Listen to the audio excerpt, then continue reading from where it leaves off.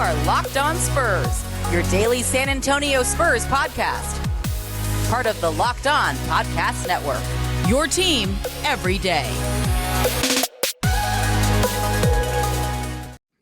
Hey, welcome back to Locked On Spurs right here on the Locked On NBA Network. I'm your host, Jeff Garcia, Spurs writer for KENS 5 San Antonio. Glad to have you back. Hey, are you coming off the ledge now? For those fans that are thinking that it's doom and gloom, that the city of San Antonio be without their beloved silver and black, it should over, right?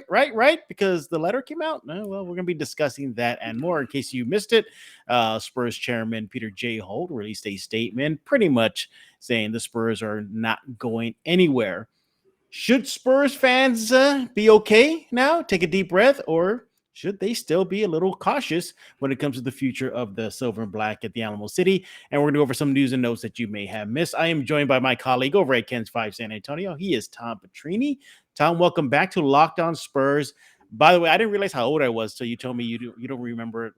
You never took the ride on the Rattler, old school Rattler back in the day, Fiesta, Texas. I find it hard to believe that you didn't realize how old you were. But every day I'm realizing that. Every single day I'm like, oh my God, I'm getting older. But yeah, taking a trip down memory lane with Tom before we hit the record button. For those of you who do not live in San Antonio, there is this roller coaster called the Rattler. And when Fiesta, Texas opened up, which is the kind of a ride theme park, it was the most violent roller coaster ever. I rode it. Tom also took a go-kart and got beat up too. You okay, buddy? You okay? Yeah, I'm doing all right. I went back home to Long Island, so if I sound kind of like more of a guttural jerk, that's why. It might take a couple of days to fully get it out. I'm talking with my hands. Look at me. It'll take a couple of days to get it out of my system, but every time I go home, not only does my voice revert, but also I go with my oldest buddy. We go go-karting, and then we go to Applebee's after, because obviously, why not? We've been doing that since we were 14. And I've always had fun in go-karts. I went really fast in the go-karts. I have no doubt that if I quit and focused on it, I could like be a pro. But well, you like F1, so it makes sense. I do. I like F1. I like cars. I like going fast. Going fast on a track, whether it's a go-kart or a real car, is always fun. But these seats were like made out of bricks, it felt like. And so my shoulders, my hips, very bruised. I told my family why I was sore, and they started laughing at me. I was like, don't laugh. Don't laugh. Just because I'm going fast. But I can imagine any roller coaster that hurts is a good one that doesn't exist anymore. A special relic. It was. I think you could Google search it and find articles about how violent that ride used to be. But you know what I always wondered about go-karting? I don't know how they would put this together, but have a real life go-kart, but like make it Mario Kart themed. You know, like maybe you don't have like a block of a stone turtle, but maybe like a foam turtle, and you throw it at people, and like slows like a ref down. And it slows the court. I always thought that'd be a cool invention. That would be dope. Have you ever? There was a guy, I think his name's Remy Gaillard, and he was like a French like guerrilla prankster. Like he would go into the world and just do stupid things, and one of the stupid things he did was like real life Mario Kart, and it was just him driving a go-kart in the street and throwing bananas at cars. Don't do that at home, kids, or really on the roads. You can't do it at home. But Mario Kart, all-time game. Go-karting, I mean, it's fun because it's pure speed and none of the danger of dying in a fiery crash. There you go. Like it's a little slower, but when your butt's on the ground, who cares? You're going fast. It's fun. I'm trying to figure out how to segue this into the. I got it. I already got it. Get it. Yeah. We're good. We're good. Yeah. Well, I'm about to do it. Well, Spurs fans, if you thought you're going to be slipping on a peel of banana, thinking the Spurs are going out of San Antonio and falling on your face, it looks like all things should be calm already, or should it be? You want to go to KENS5.com/Spurs right now and check out the letter from Peter J. Holt to the city of San Antonio. In a nutshell, he kind of took a walk through memory lane, talked about the Alamo Dome, seeing the Spurs win the 99 title, and of course, all but telling Spurs fans to chill. And again, if you've also been living under a rock, this is stemming from the fact that the Spurs are looking to play a few home games away from San Antonio, particularly Austin. And I think that's what triggered a lot of Spurs fans saying, like, oh, Austin, not that city, the same one that took the the MLS team and big tech and big money out there. So basically, that's how it all stemmed. So that's what Tom and I are going to be discussing about. The question now is, should Spurs fans take a deep breath and step off the ledge, or should they still be cautious when it comes to the future of the Spurs in San Antonio? Tom, you're the guest here. Should Spurs fans, come off the ledge already and just sit back and enjoy the Spurs for their entire lifetime in San Antonio? Well, I was never of the opinion that Spurs fans should be on the ledge about the announcement that they would play 4 games away from the AT&T Center. And, the clear objective to me with those 4 games is to expand their brand in the region. I don't get to use my marketing degree often, but I do here, and it's a lot of fun for me. And what I got to say is that, like, you want to strengthen the ties with Austin, right?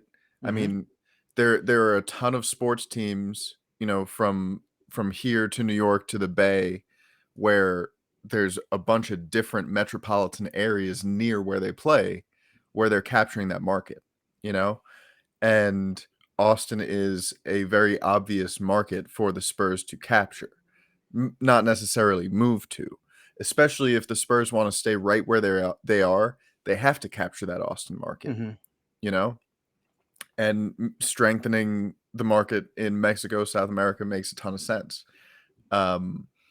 It remains to be seen how effective these games are going to be in doing that, as far as like a pilot program. But like, to me, when the news came out that they were doing this, it was like, okay, it's a reasonable number of games. It's not like they're playing half the games away from, AT&T.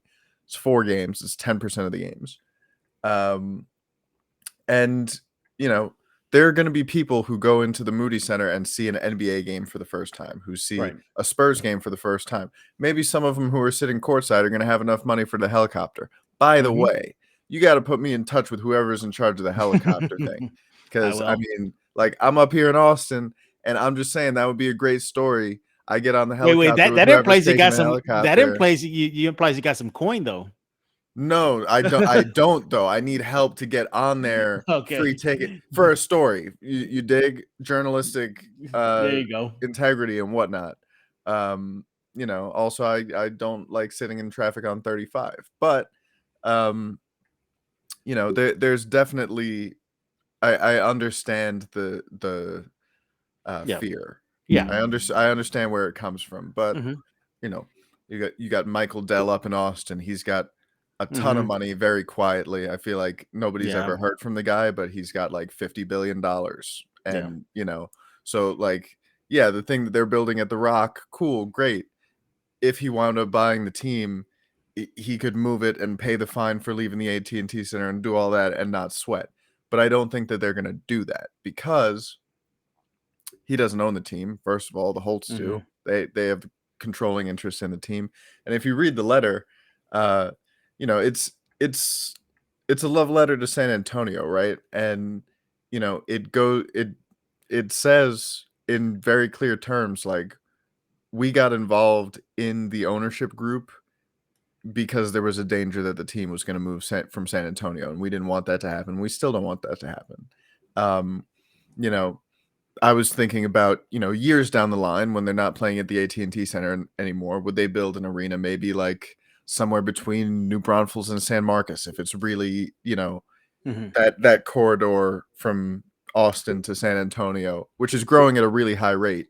What if there's much better transportation and infrastructure? What if there's a train? What if you can get from Austin to San Antonio in like 25 minutes on a train, like in 30 years? I don't know. That's what the Spurs are thinking towards. That's the time period the Spurs are thinking towards. But this letter says, the Spurs are as much a part of San Antonio as San Antonio is a part of Spurs. We couldn't move it if we wanted to, basically, and we don't want to. And we're going to stay here in Bexar County. I think I think Bear County leaders are probably the most interested parties to hear that, because they want the arena to be here. They want the revenue that the team and any arena are bringing in to be a main feature here in San Antonio, as it has been for decades. So it's definitely really heartening to see that letter from Mr. Holt. We saw lawmakers kind of not stoked that the team's lawyer was at the Yeah. thing at the hearing, and not a more senior representative from the team, or the ownership group. But really, what it comes back to for me is, a lot of people are saying, oh, they're worried they're not making enough money. Who isn't worried that they're not making enough money? First of all, who doesn't want to make a little bit more? Second of all, if you want to extract the maximum amount of capital out of an NBA team in this region in Central Texas, you've got to grab that Austin market, and you've got to go for it. So I don't think they're done finding creative ways to do that. I don't think they're done, playing exhibition home games. Sure. But I also think that Spurs fans are going to be able to see 90% of the home games at the home arena. Right. And maybe those games get a little more full because more people up the road are willing to take the trip down, Yeah. That's sort of, it's going to be tough to measure, right? But it's going to be something that, if the Spurs keep working at it, will probably wind up showing some results over the long term, which is, what they say they're planning for here in this region. Right. And to be fair, by the way, we're going to look at both sides too. So we'll discuss why Spurs fans shouldn't come off the ledge a bit. But you're right. The Spurs made it very clear it's not just Austin and the other sites, or at least in Mexico City, because one of them is going to be the Alamo Dome. It's all the other cities in between, from Gonzales, Texas, Bernie, Texas, Comfort, Texas, Floresville, Texas. It's a corridor that they're looking at. And they just happen to cite Austin as kind of like the beginning or a start, or however you look at it, and everything in between from that region down to Mexico. And they're targeting that corridor. We've seen it already in the NBA. I mean, the Warriors are the perfect example. They got Oakland and that San Francisco area covered. It's the exact same concept. And Tom, and that goes down to San Jose. They've got a whole big part of that market that they're all going for. Yeah, and Tom, you mentioned the helicopter share rides. I think Spurs fans don't realize that the Spurs tapping into the Austin market has been existing for years now. This is nothing new. This is not them.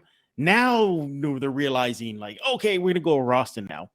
They've been doing this for years now. I'll start off with the obvious, Austin Spurs. Okay, that's where their G League team is based. By the way, they play an Austin Spurs game in the AT&T once a year. They have ride shares, so you can bus in or drive in to and from Austin. And of course, the helicopter rides, as Tom mentioned. So this is nothing new. They've always been targeting the Austin market. They're just really putting their foot on the gas pedal, so to speak, to really go and get it. So yeah, I mean, you look at the situation; it's nothing new. The Spurs have even played in the past preseason games in Austin. This is, again, nothing new. Tom, but you could definitely understand. You hit it in the head a little while ago why some Spurs fans got a little nervous, because yeah, teams move. Historically, we've seen sports teams move and the fan base get crushed. Right. And I think that there's always a fear of that, especially for a team that's billed as small market, when really San Antonio isn't the smallest market out there. It's a pretty healthy sized market. But it's a team that has had relocation rumors in the past. I would say scarier relocation rumors than up the road to Austin, because obviously no one wants to think about losing the Spurs here. But if it were to happen, would you rather the team went to Austin or somewhere between San Antonio and Austin Right. or Las Vegas. Mm-hmm. You know, Yeah, and I'm glad, I'm glad you brought up that whole past flirtations with leaving to San Antonio. I lived through it. I remember when the Spurs were on the verge of leaving. It was scary times. As a matter of fact, Tom, they were going to be the Nashville Spurs. That was a real possibility. really. Yeah, that was on the table. When did this happen? Oh my God, this was like right before Robinson came, or right around when he was rookie season time. Um, Nashville was rumored to be a city that the Spurs were going to move to. Oklahoma City was one of them. I don't quote me on this, but I think St. Louis was going to be one too. But it all started, because it's a small market. The team was floundering. When you woo a Dominique Wilkins who was playing overseas in Italy or Greece at the time to come and be your star player, that's how bad it was, and he was ready on his last legs. So the team was floundering, attendance was very low, and it got real. It got really real. Even Sean Elliott came out and many a times in interviews said that fans don't really know how close this team got to leaving the city. So I get it. And I think especially for older Spurs fans like myself who've seen this before, yeah, I'm not going to lie. I got scared. I mean, okay, I've seen this song and dance before, Tom, this is real, it felt real. But, you combine the letter, you combine the rock, you combine the fact that they're making it very clear this is not about leaving the city. This is about expanding the fan base, increasing merchandise sales to keep San Antonio with the Spurs and keep them economically vibrant. I think Spurs fans should relax a little bit. But Tom, you look at the situation and you look at that letter, and it was very poignant. But you got to admit too, I mean, you had leaders, Bear County Judge Nelson Wolf, come out and say, to the Spurs attorney, we want to know what the heck your guys are doing. Yeah, and that's Yeah. not paraphrasing. Like he Yeah. said that. It was very like, yeah, we're pretty concerned about just what the heck you're doing. And I was like, whoa, like that was it was strong words from county leaders. And like I said, I think county leaders and maybe county taxpayers probably would have county residents would have the most to lose by losing the team, wherever they go, even if it's up in New Braunfels, right? Mm-hmm. The Bear County leaders would probably not be too stoked about that. Yeah. But I think that you're right. The fear goes back, before the Spurs had any championships, and now that they're they've missed the playoffs here for a little bit. They're in more of a rebuilding time. Mm-hmm. There's definitely like I understand the initial fear for sure. All of the other stuff that you mentioned, the Rock, Mm-hmm. sure, it's great. They'd have to pay a lot of money before if they want to leave the AT&T Center before 2032, sure. Like I said, none of that matters if you got enough money. And there are Mm-hmm. people in this ownership group that, they've got enough money. One of them happens to really love living in Austin, Texas. So, it's I understand why people are afraid. But do you want to know why I think the Spurs are going to stay in San Antonio and use this as just a plan to keep themselves right where they're at? Money. Mm-hmm. I think it's a smart business decision. Mm-hmm. I think that you mentioned the Sonics, and I'm going to have something coming out on Kent's Five where I talked to some professors at both UT and UTSA who are smarter than me about this stuff, and people still look back at taking the Sonics out of Seattle as a monumentally bad thing for not just that city but for the league, for the team, kind of. I mean, like Mm-hmm. it has really serious implications, and especially when a place is as synonymous with a team as San Antonio is with the Spurs. Like if you took 100 people from around the country and you played word association with them, and you said San Antonio, Yeah. they would say Alamo and Spurs and Riverwalk. They would say those three things. And so I think that they realize one of the really like important business principles that might be more myth than fact at this point, but you get 80% of your profits basically from 20% of your most passionate consumers. And they know that that group of Spurs fans, for the most part, are in San Antonio. City's full of diehards. It's part of the fabric of the community. And so it wouldn't just be, taking a team and moving it up the road and, it would be fundamentally Right. changing stuff. Yeah. And Yeah. in a way that would upset a lot of people, not just the ones sitting on city council or county commissioners. Yeah. Yeah. Yeah. It I'm thinking about back to the time, where I remember where the Spurs, were on, a hair away from leaving the city. It was so obvious that was on the table, and it got real that the Maloof brothers came to San Antonio, inquired about purchasing the team and moving them. I mean, they were not hiding it. That's what they were there for. So it got real. This time around, again, it never got to that level as the late 80s, early 90s was, but it smelled of it. It just had a vibe to it. I'm reading the page now. Red McCombs in 92 hired Jerry Tarkanian.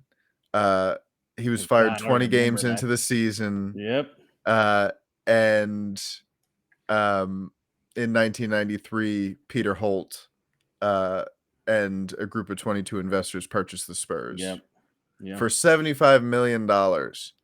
Not a bad investment. Not a bad investment at all. And they came titles soon after that. Hey, but we're not done talking about this topic. It's a big topic right now with Spurs fans, because believe it or not, Tom, this topic's not over, because they're good. The Spurs are going to go back to court, I believe next weekish, I think it is, and wrap up soon to talk about it. But we're going to look at the other side of the coin and lay out why Spurs fans should just still be cautious when it comes to their beloved team in the Alamo City. But before we do that, I want to talk to you about Athletic Greens. Athletic Greens, look, I love it a lot. I take it every single day. What is it? So you're asking, okay, Jeff, well, what is Athletic Greens? Basically, it's pretty much a powder mix, and you mix it up, you drink it, and it's all your daily vitamins in one shot. No need to be taking pill after pill and vitamin after vitamin, throughout the day. This is the best way to get about it. You get better gut health, more energy, you optimize your immune system, and it actually tastes great. Doesn't taste bad at all. It has a very mild tropical fruit taste. I love it. You should get it too. 75 high quality vitamins and minerals, whole food source superfoods, probiotics, and adaptogens to help start your day right. Again, it's a special blend of ingredients to support your overall health, energy, recovery, focus, and aging. I need that, Tom. I definitely need help with that and all the things involved. So basically, you just take a scoop of it, pour down about 12 ounces, guzzle it down, and it tastes great. It's lifestyle friendly. Whether you eat keto, paleo, vegan, dairy-free, or gluten, contains less than 1 gram of sugar, no GMOs, and has pretty much tons of people are taking some kind of multivitamin. And this is important to understand that you don't have to be doing that. You just take it once a day and you are done for the rest of the day. It costs less than $3 a day. You're investing in your health. And Athletic Greens was created when the founder experienced a ton of gut health issues and ended up on a complicated supplement routine to recovery, and it cost him $100 a day. He doesn't want to get you through that. He wants you to avoid all that. Go to Athletic Greens right now. Reclaim your health, arm your immune system, and its convenient daily nutrition. Basically, you want to go to athleticgreens.com/NBA network. Again, that is athleticgreens.com/NBA network to take ownership over your health and pick up the ultimate daily nutritional insurance. Once again, athleticgreens.com/NBA network. We're back and we're talking with Tom Petrini. Follow him on Twitter at Real Tom Petrini. He is my colleague over at Kansas5.com. Tom, let's look at the other side of the coin and say, okay, we'll take devil's advocate. Oh, Spurs fans, maybe you shouldn't come off the ledge. Okay, well, you mentioned the Sonics. That's obviously the biggest example that those Spurs fans that are afraid point to. But you have to learn from history, and history shows that is an example of, powerful people at the time, telling the fan base, we're not going anywhere. City leaders, politicians saying the same thing that we're seeing right now. And guess what? Seattle left to Oklahoma City. We've seen it also in other aspects of sports. Tom, most recently, the St. Louis Rams. St. Louis Rams, same thing. Ownership sent a letter out to the fan base in St. Louis, sent a love letter to them saying the Rams are staying in St. Louis. We're not going anywhere. And they bolted to Los Angeles. Should Spurs fans take a lesson from these two examples? I think that you always have to be aware that it's a possibility, right? I mean, even teams in big markets, right? Mm-hmm. They can decide to build a new stadium on the opposite side of it and really impact the community. I mean, you mentioned the Warriors before. Mm-hmm. The new place is not the same as Oracle because Oracle was in Oakland. Mm. And the new place is in San Francisco, where all the techies are, pretty a bit of an analogous case. It's not really easy to get from Oakland to San Francisco for a game, especially if you're working in Oakland during the day. And it's definitely had an impact. And it might be having an impact on the team's bottom line, but it's also definitely, it's something to be aware of in all markets, in all ways. Mm-hmm. A relocation could come. I mean, if Seattle went down the road a ways, it would have been sad, but the fans still would have been able to go to the games if they could hop in the car and go for, mm-hmm. An hour, a half hour, whatever. They went to Oklahoma City. That's ripping it. I mean, but the thing with the Sonics was, they wanted government funding for a new arena, and they didn't want to give them government funding for a new arena. And so they were like, all right, well, we're going to Oklahoma City. And I imagine Seattle city officials were like, really? Okay. Because I mean, Seattle really is, I mean, it's a dope sports market. It's very cool people. It's a cool place, and it was a cool place in NBA history. Mm-hmm. It really was.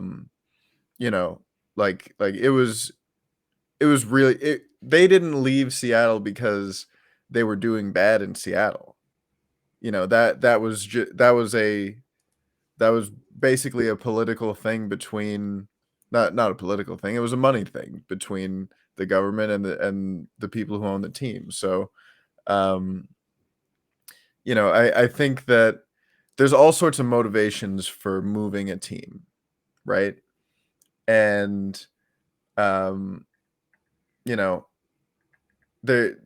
especially when you have an investor now like Michael Dell, who, I mean, not just even among billionaires, he's pretty well off. Right. He founded Dell Computers from his dorm room in Austin, and he's I'm on a Dell computer right now. Yeah. He's done very well for himself, and he's got his hands in a lot of pots. And if he wanted to move the team, first he would need to buy it, and that would require the Holts agreeing to sell it to him. And they seem pretty, committed to keeping it in San Antonio. But everybody's got their price, right? Mm-hmm.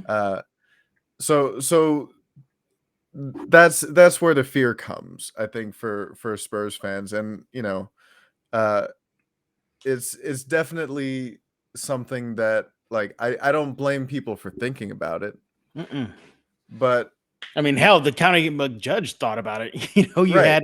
had one of the commissioners from precinct 2 in San Antonio, Rodriguez, say that, yeah, it worries him, and he said, "quote absolutely it does." So it's well founded. I get it. Tom gets it. I mean, your listeners, you understand that, and but when you look at the St. Louis Rams situation to LA, and then obviously Sonics to Oklahoma City, and you parallel that with what's going on in San Antonio right now, it's a little, it gets you a little, at least me, Tom, it gets me a little like, okay, cool. Right. But look, Tom, I was going to ask you kind of a big question. I didn't mean to cut you off, but the Spurs have the lease with the county and the AT&T Center till 2032. Right. The team is likely going to ask for either improvements to the AT&T, and it desperately does need improvements, or perhaps a new arena. Do you think then the what will hit the fan as far as the Spurs staying in San Antonio if voters probably say, you know what, no, we're not going to be okay with giving y'all more money to build a new arena? Well, I think when it reaches that point, first of all, I think that they're going to stay for the rest of the agreement, but Mhm. I understand people who correctly say that, like, you know, people with that much money can do what they want, and Mhm. like, if he had to pay if somebody had to pay $100 million, to as part of moving the team, like, that would be, obviously $100 million to you or me or most people would be more money than we'll ever see in our lifetimes. But, like, you know, it it could be a rounding error in a transaction that big, you Mhm. know? And so I get that part of it. Um, it's just as Yeah, far it's as it's so dividing. It's such a right. dividing topic But right now. but I think with the Spurs saying this, well in advance of that, if they commit to that the whole time, if for the next 10 years, they're like, we're here in San Antonio, we're here in Bear County, we want to stay here, and then it gets time, hey, we'd like to play in a new arena. Here's what we were thinking. And then if the voters, if the county, if the city are not agreeable to that, then it might open the door to, well, there's Yep. this drama about the arena, right? Mhm. But that was going to be a possibility whether or not they started playing these games in Austin. It's it's definitely something where if you were already worried about that and then you see this, it will raise your eyebrow. Yeah, because again, Um, um, again, living through it, I think Tom, maybe, I'm sorry, I mean, you may be old enough to remember when the Spurs were going to leave the Alamo Dome and they wanted a new arena. I That was for my guy. Okay, never mind. That he doesn't remember. That was brought up too. And a lot of promises were made. That area of town was going to be revitalized. You're going to have shopping malls and theaters and stores and restaurants on that side where the AT&T is, and that never happened, ever. That was a promise, and didn't happen to those residents of that side of town.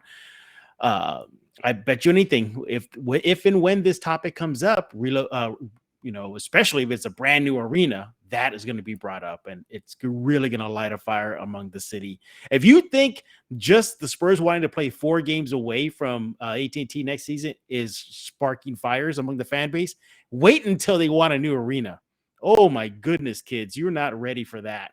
That is going to be a really dividing topic. And if the citizens of San Antonio say, you know what, no, we don't want to help foot the bill for this, yep, be ready for that. One more thing before we transition away from this topic, Tom. I want to talk to you about relocation shopping. Mhm. That was brought up during the court chat with the Spurs attorney. Do you think that is something there too, because look, if Spurs say we don't want to go, we're going to go, we're going to stay, you know, we're not relocation shopping. This is all about the fan base and expanding it. At the end of the day, they could say, you know what, Spurs, we did our, you know, or we were honored our agreement with you guys. You guys don't want to foot the bill to help us with the new arena. Great. Clap our hands and just rub them together. We already got a new fan base established. Thank you for allowing us to have 2 years of this. And Austin, here we come. That's something that possibly could be, you know, on the back of their minds as well. I mean, I don't think that the people in charge are stupid. I'll put it that way. And I think that if you're in charge of an organization that big, whatever it is, you're going to cover all of your bases, whatever they are. Absolutely. And, you know, I really don't think that moving is plan A. I really don't. But, you know, if the county, if the city, if the voters are unwilling to accommodate a new arena in, you know, a decade's time, they would have to probably look for other options, right? Absolutely. So it's a lot of facets to this. It's like, here's how I would describe it. It's like, if, you know, like say you're in a relationship and it's going really well, then like the friendships that your partner has with, you know, members of the opposite sex don't threaten you much, right? But if things are a little rocky and she's hanging out with Mike all the time, it's like, what's the deal, you know? And so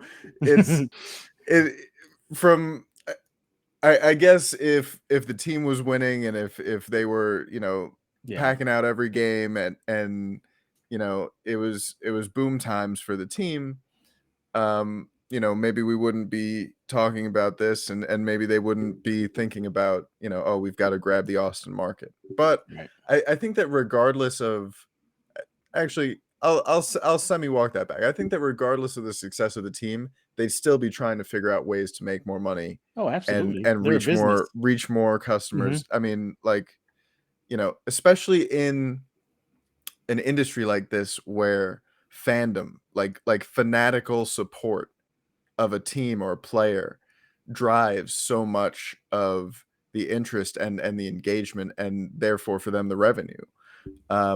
You know, I'm sure that a lot of people are going to walk into the Moody Center for the first time, see a Spurs game, see an NBA game, and walk out and be fans, if not for life, for long enough to be engaged enough to pay attention, and, you know, boost the TV ratings up here a little bit, boost the merch sales and the amount of people who are willing to drive down and go to a game in San Antonio from here, maybe get on a helicopter. Like, you know, but you know, that's if it's going good, right? And then if it's going bad, then it's like, oh, well, I mean, they kind of like me over there, you know, like, I don't know. And like I said, for fans here in San Antonio, at least Austin you can get to in a car. I'm about to do the drive from Austin to San Antonio. It's not a fun drive. I know that. Just take a helicopter. But really, seriously, give me that number, because I would love to do this story. This is part of a story I'm working on. Yeah, what is it like to take a helicopter ride to catch a Spurs game? That would be a good topic. Oh, that would get so many clicks. Come on. Yeah, you hearing that, Ken's 5 right now? Help me help you. Help me sell your service. Help me help you. Yeah. Look, at the end of the day, at the end of the day, I agree with you. You know, I don't think they're leaving anytime soon. They're about to celebrate their 50th anniversary in San Antonio next year or next season. I think they're in it for the long haul. But so for now, I think Spurs fans should calm their fears. But I think, you know, still understand it is a business.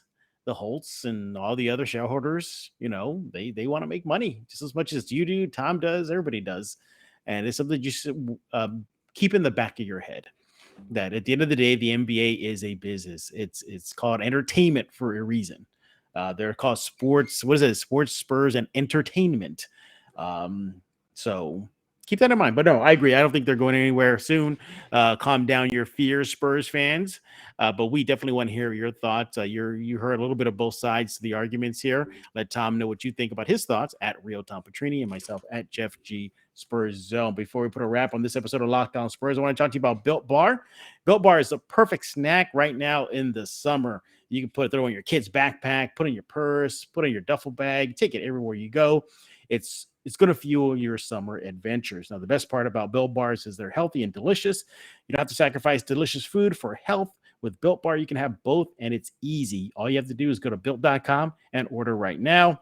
They have a new puff bar, which is basically a marshmallow bar covered in 100% chocolate with protein infused in it. It's really good. I've had it. I've gone through boxes of them. They are absolutely delicious. And they're only 140 calories. Yeah. So if that's not enough flavor for you, they have a mix box. It comes like a variety pack. You can get a bunch of the sample, all the flavors that Built has to offer you.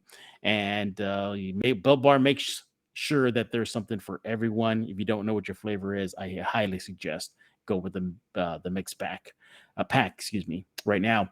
Most Built Bars contain 130 calories with 4 grams of sugar, 4 net carbs, and 17 grams of protein. You don't want this in your system. A 240 calorie candy bar. Yeah, get that out of your system. Go with a Built Bar. Go to Built.com right now. Get all your favorites: banana cream pie, raspberry double chocolate, and so many more. They're all delicious. New flavors are coming out all the time. Check them out at Built.com. Go to Built.com right now. Use promo code LOCK15. Get yourself 15% off your order. Promo code LOCK15 for 15% off at Built.com. We're back with Tom Petrini. He is with Ken's 5 San Antonio. Follow him on Twitter at Real Tom Petrini. Tom, let's catch up some Spurs fans on some news that they may have missed. And by the way, you can catch all of this over at kensfit.com/Spurs. Tom, we just released an article this morning. Jock Landale spoke with an Australian outlet, SEN, talking about the NBA lifestyle. And he said he was just floored. He said he couldn't believe, the 5-star hotels, the restaurants they go to, but he wants to remain humble. Can you imagine living that NBA lifestyle, Tom? Oh, I can imagine it, partner. Jesus. I imagine it all the time. God. It seems pretty nice. And I mean, the great thing about being anybody on the Spurs, but especially being, a rookie, came over undrafted. Mm-hmm. You probably don't have to pay for dinner ever. No, you don't. Yeah, ever. I'd just be skating. Hey, Pop, where are we going to dinner? Exactly. Same thing I would be doing too.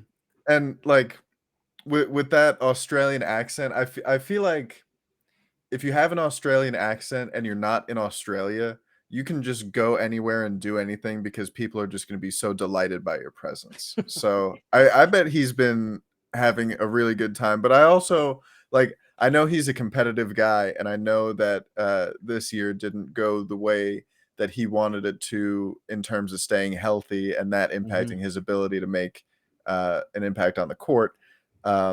So I know that he's still got more to prove. I know that he feels that way. But I'm sure that the spoils of NBA life, which he's earned, made the blow of that a little bit softer. Oh yes, of course, yes. Oh no, not that. A big contract, and I get to travel the United States. Right. Next season, go to Mexico City. Play a game over there. Awesome. By the way, he also named his toughest opponent he had to face. And he named Joel Embiid. He said the guy is just a freak on the court. He said he was just floored at how skilled he was. He said that he had to admit, and I think a lot of players have to admit this, and Jock, you're probably not the first one to do it, that he didn't stand a chance versus Embiid. So if you want to read more about what Landale had to say, go to kensfi.com/Spurs right now. And other Spurs news you may have missed. Lonnie Walker is hosting a golf tournament. You can register now. And the good thing about it is if you sign up, you also get not only to play golf with Lonnie, you get to play golf with Keldon Johnson. He'll be making a special appearance. Tom, I heard you got a mean golf game. Kinda. I went to Top Golf with my mom to celebrate Mother's Day here, and it was she was a really good golfer. Hadn't swung a club since she had me though, so I was like, we got to fix that. Um, and I was cranking it pretty good. Um, and like the thing is precision though. Precision's tough. And I feel like if I went to a driving range, I would embarrass myself, but not in a way where people were keeping score. If I went to a golf course and tried to golf, uh, it would be the other way. So, I would say I may surprise you with my golf game if you think I'm terrible at it. That's how I would Okay. qualify my golf skill. What about you? You Oh. golf at all? I don't. I don't think I ever been on the greens ever. I don't think I have. There was I have one very quick golf story, and it's that my dad would take me to the college by our house, and like before 10 a.m. on a Saturday, it was like $8 for 300 balls. I didn't have a club yet though, and so they lent me a driver that was bigger than me, and I was like, choking up on it in the stall and trying to, and there was an older gentleman in the stall next to me, and he was like, "Hey kid, try this iron." Yeah. And I was like, "Oh, thanks. Gee, thanks, mister." And dad immediately jumps in and is like, "Oh, no, no, no. I don't want him to mess up your club, sir." And he goes, I'll never forget it. He goes, "It's an iron. What could he do to it?" Mhm. And and What I'm did you like, do "Yeah, to it? cool. What can I do to it?" So you know how you aim at the guy? Well, if you've ever been to a driving range, one of the fun things to do is there's a like armored golf cart that goes out and collects the Oh, yes, balls. yes, yeah, I've seen And those. so it's fun to aim at that guy, obviously, and rattle his cage a little bit. And so I lock on target, I get my backswing, I miss the ball completely, and I throw this guy's club about 100 yards No, down the you range. did not. He said it was a lambskin grip, and it's a deceptive name because it's not very grippy at all. Uh-huh. It just slipped right out of my hand, and just like a Jeff Fiegels punt, just Dang. and and then I'm watching it go, and my heart sinks into my butt, and then I'm like, oh no, the cart. And it lands right in front of the cart, and I see the back wheels of the cart like lift up off of the ground as he slams on the brakes to avoid running it over. Look And at then you. my dad, God bless him, he ran, like while people were still golfing, he ran out onto the range, and people eventually stopped and had a laugh about it. And the guy who gave me his club, he didn't miss a beat. He looked at me. He was like, "That was good, but touch your chin to your shoulder on your He gives you a backswing, lesson. and try to hold on to the club." Yeah. Yeah, that's key right there. Holding on to the club is key, everybody. A lesson That's learned in important, guys. golfing from Tom Petrini right here at Locked On Spurs. By the way, that Lonnie Walker tournament, again, go to kensfi.com. Oh, golf tournament, I should say. Kensfi.com/Spurs. The QR code is there, so just scan it. You're in. And yeah, have fun playing golf with Lonnie and Keldon. And other Spurs news, you can find at kensfi.com/Spurs. Shout out to DeJounte Murray. Got up and went to Las Vegas to be on hand for Becky Hammon's head coaching home debut with the Aces. Shout out to Murray. By the way, Tom, the Aces, Hammond, they did win, so good. But yeah, so far, I believe at last check, somebody's probably going to correct me. The Aces are off to 2-1 start. Not a bad start for Yep. Becky. They're 2-1, and I like to follow people who are smarter than me. Nikias Duncan, who followed the Aces a lot. Just watching him cover the first few games from the Aces here, it's been like a big difference in terms of the 3-point volume is going way up, and they're playing a different style of ball. And Becky obviously is a huge part of that as the new head coach. So really happy for her, really proud of her. Really want to go see a game in Vegas. Hey, somebody Hey, boss, if you're listening, Yeah. send me back out there. You're trying to just get Ken to do everything, the helicopter rides, No, no, ride no. I want the to Spurs to do the helicopter oh, ride. you want the Spurs to do the helicopter ride. Yeah, Okay, got it. I thought you meant right. you wanted Ken's to pay for a helicopter ride. No, no, no, Uh, no. That's not how journalism works. as I clear my throat. Yeah, But no, yeah, hook your boy up. yeah. But if you want to see all that and much, much more, I'm talking everything from new treats for Spurs fans to nibble on, to if you want to read what Peter J. Holt had to say to San Antonio, and so much more.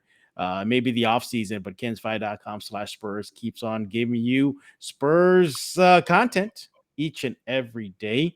And I'm expecting it to get a little bit more heavier content soon with something called the draft lottery in just a few more days, Hmm. Tom. Just a few more days. But But you have something b- cooking, don't you? yeah, yeah. So on the topic of relocation, like I said, I spoke to a couple of professors. I'm going to be building that out a little bit more.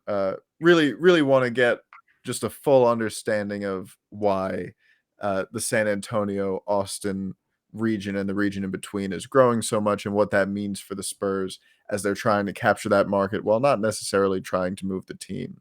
Uh, in fact, like really, really through all the discussion that I've had on it has reinforced my thinking that um, this is a move for the Spurs to put their roots out further here, and allow them to keep the trunk of the tree right where it is Mm-hmm. in San Antonio. Uh, but speaking of those treats, dude, I just did a little click around our page there, and Mm-hmm. Spurs conchas, dude. Those look. Yeah, they look good. Oh, all right, I'm hungry. I've got Dip about that 15 bagels from back home that I got to start eating. So, dip that in some uh, coffee, man. but oh yeah, that Yeah, that'd be once I'm good. out of bagels, I'm gonna get into that. I think. Yeah. And one more thing, I can't let Tom go without a quick nerd question. I rank Keaton's Batman as the second most violent Batman in any Batman movie. Number one is Ben Affleck's Batman. He had no regard for anybody. But go back, look at those late 80s, early 90s Keaton Batman films. He's off in everybody left and right. I've got to check it out. I just love that. Like, one of my favorite things about Batman is he's all like, "Oh, I don't use a gun," but he's like, "My car does." Or in this case, his bat wing, his airplane just kills Right, half of Joker's men. just doing drone strikes. Yeah. Yeah, that's all he's doing. One of my favorite things about Michael Keaton that I heard was on the set of the Spider-Man movies with Tom Holland. Uh, he would just like come up behind him on the set and be like, "I'm Batman," I would just love for him to do to that for mess me. with him. Man, please do that to me, Keaton. If I ever run into you, that'd It be was pretty just great. freaking awesome. But we're done talking. We want to hear from you. What do you think about the Spurs staying in San Antonio via Peter J. Holt's letter? You buying or selling that? Do you look at both sides of the coin here of them staying and, of course, learning from history via the Rams, St. Louis Rams, now LA, and, of course, Seattle, now Oklahoma? Let us know. And also, what do you think about the latest Spurs? Are you going to be Spurs news and notes? Excuse me. Are you going to be playing golf with Lonnie? You're going to pick up a Spurs concha, as Tom mentioned. He is going to do that. And what do you think about Jock Landale saying 76ers Embiid is his toughest opponent? You can let Tom know at Real Tom Petrini. You want to follow him and stay tuned for when his article on relocation is going to come out. And of course, follow me on Twitter at Jeff G Spurs Zone. Subscribe to Locked On Spurs wherever you get your favorite podcast, Google Play, Stitcher, iTunes, and now YouTube. We thank you for making Locked On Spurs your first listen each and every day. I got to do this, Tom. I got to plug this. The Locked On NBA host already did the first round of our mock draft. Spurs landed at number 9 in this mock draft. I think Spurs fans will be happy with what I picked as GM for the day. Okay. Yeah, Yeah, I've got to check this out now. I'm yeah, curious. that's coming out very, very soon. I got to record something about the pick.